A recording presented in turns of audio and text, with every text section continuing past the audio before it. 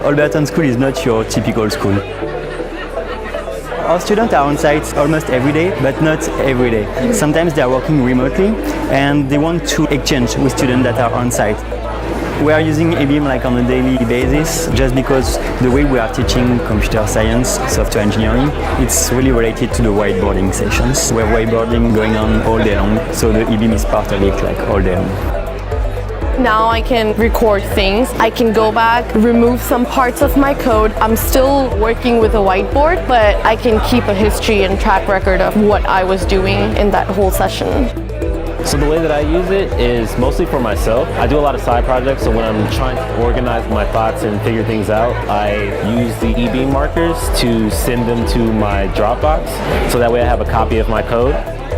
It's so responsive and there's no lag or errors or anything like that.